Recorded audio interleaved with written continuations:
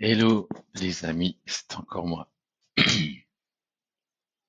C'est encore moi et en ce jour historique, nous sommes euh, nous sommes le 20 avril, le 20, le 20 avril et il est 23h23 en France, 21h23 ici au Maroc. Tout à l'heure, je vous ai dit qu'on était arrivé à zéro, un centime. En fait, le compteur était bloqué. Ouais, les graphiques qui ne voulaient plus s'actualiser, c'était saturation et tout. C'est le truc, on peut pas en dessous de zéro, ça n'existe pas. Et bah quand même, hein, alors là on est sur le, le pétrole, hein, le cours du pétrole, le WTI. Et donc, c'est le pétrole américain, nord-américain, canadien et américain. Les Canadiens, ils sont... Hey, les amis canadiens, je vous ai oublié tout à l'heure. Voilà. Le pétrole canadien est mort aussi ce soir. Voilà. Hein. On pourrait faire une minute de silence si vous voulez, mais je sais que vous êtes pressés, donc ça c'est un graphique, voilà. Et ici c'est zéro. Tu vois là, ici là, regarde. Je vais ajouter. On va ajouter, on va ajouter, voilà, ok, on va à 0, 0, 0, 0, et où 0, allez, hop, 0, et 0,18, hein, d'accord, voilà, voilà, et ça c'est 0, un peu plus ou moins 0, les amis, vous m'en voulez pas, on va pas pinailler là, parce que c'est pas le moment de pinailler, d'accord, et là, ça a fait une belle correction, un plus bas, 40, moins 40. Donc là, à ce moment-là, il y a des gars, ils ont vendu pour bien comprendre la situation, que tu comprennes la situation. Ils ont vendu leurs barils de pétrole, qu'ils ont extrait, conditionné dans des barils, dans de l'acier, tu vois, du métal. Ça coûte quand même, hein, métal, galvanisé, peint et tout, transporteur et consommer de l'essence, du pétrole pour déplacer, le stocker, et après il le vend à moins 40.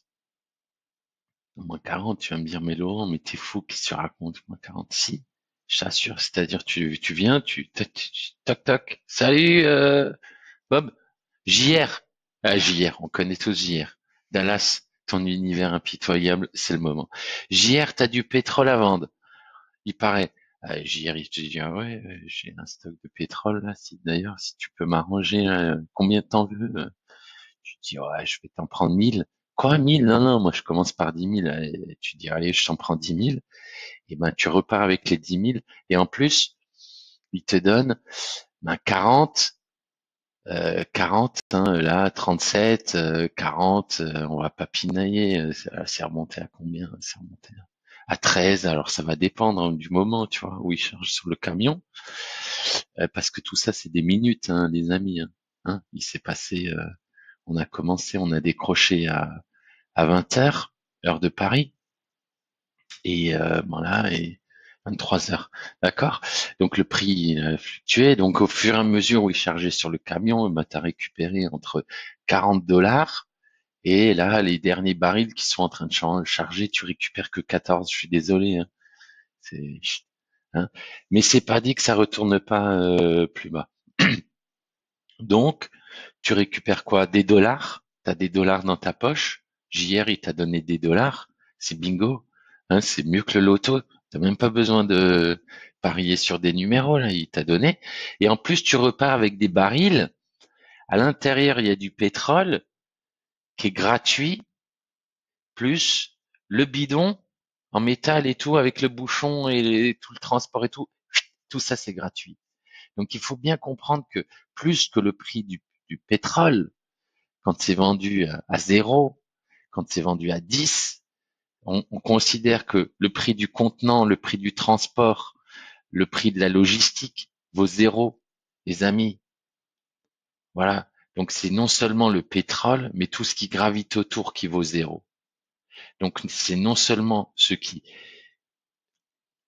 gèrent l'extraction, mais tous ceux qui distribuent, qui font la logistique, c'est 0. Là, 0. Là, ils ont perdu de l'argent. Demain matin, ils se lèvent, il n'y a plus de job. Alors on m'a demandé en quoi ça va nous impacter, nous, en Europe. Et c'est les États-Unis, les Américains, ils sont riches, ils savent faire marcher la planche à billets, il n'y a pas d'inquiétude à avoir. Mais les amis, ouais, je veux dire, ici, Paris, c'est la Grèce. Ah non, c'est la France, pardon. Ou comme la Grèce, quoi. Et attends-toi à ce que tout dégringole. Voilà. Parce que si c'est la fin de l'Empire américain, alors que le monde est basé sur le pétrole et l'hégémonie économique américaine, euh, peut-être que les Chinois seront les grands gagnants, peut-être, hein, mais il est certain que les Européens, pardon, seront les grands perdants. Et la France ne sera pas épargnée, ça c'est sûr. Je prends le pari, j'en témoigne devant vous, là, publiquement. Euh, c'est le déclin de l'Empire américain. Vous vous souvenez du roman? Ben, c'est maintenant. Voilà.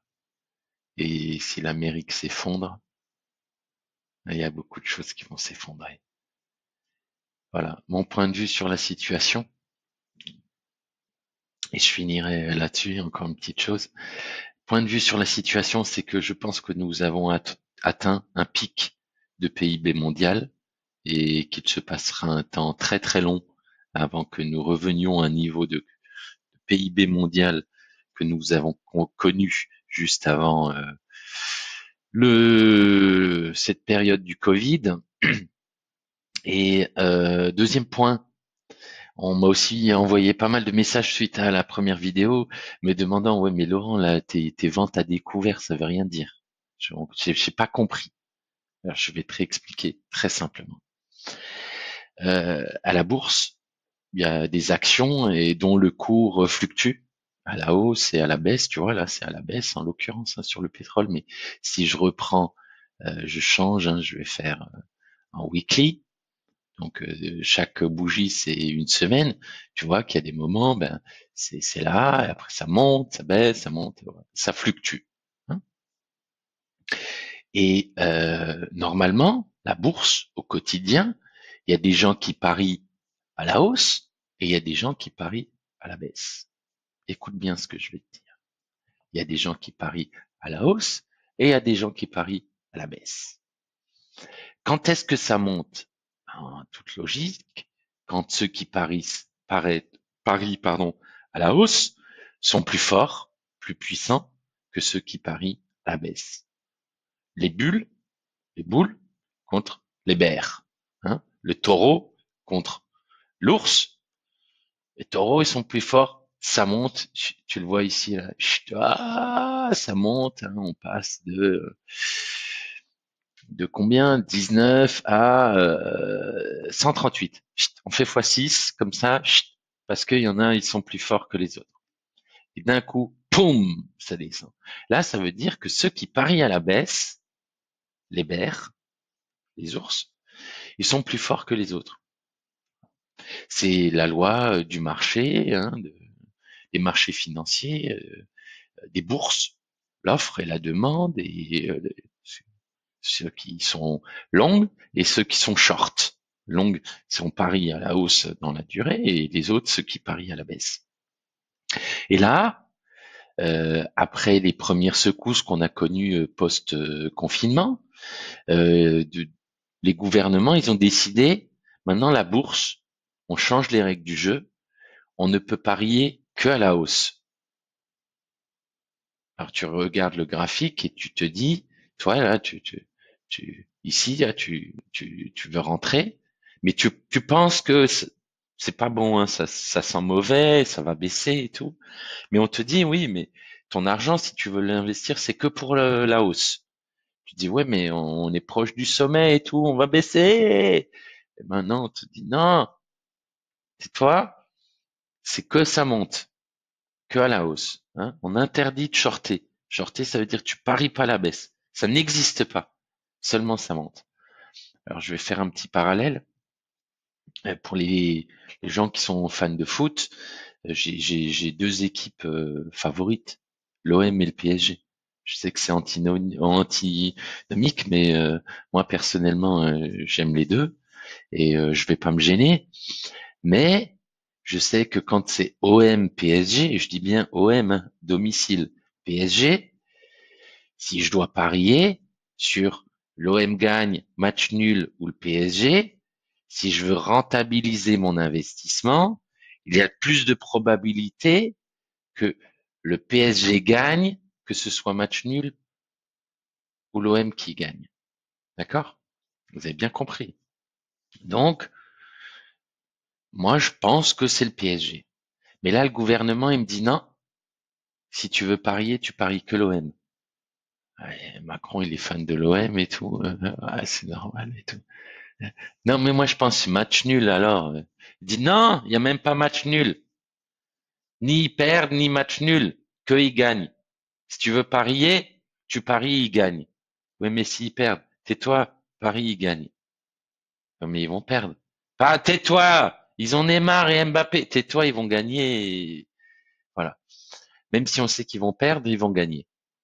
Voilà. Quand le gouvernement, l'autorité des marchés financiers, l'AMF en France, interdit de parier à la baisse, ça veut dire qu'on te force à parier sur l'OM qui va gagner face au PSG, euh, et peut-être même 6-0, hein, soyons larges, hein, voilà, soyons généreux. PSG qui gagne, c'est pas possible. PSG qui fait match nul, ça n'existe pas. C'est l'OM qui gagne dans tous les cas. Voilà. Et pourtant j'aime l'OM. Hein. J'y crois aussi hein, que l'OM un jour peut gagner et battre mais pas tout de suite avec Mbappé, Neymar et tous les autres. Hein. Voilà. Donc j'espère que tu as compris ce que ça signifie quand l'AMF, le gouvernement, la main invisible du marché œuvre pour interdire la vente à découvert. Hein, on va plumer les petites gens. Investissez en bourse, c'est le bon moment. Ça s'est cassé la figure. À long terme, c'est profitable. Salut les amis. Gardez votre argent dans la poche. Hein, et les cryptos, ça existe.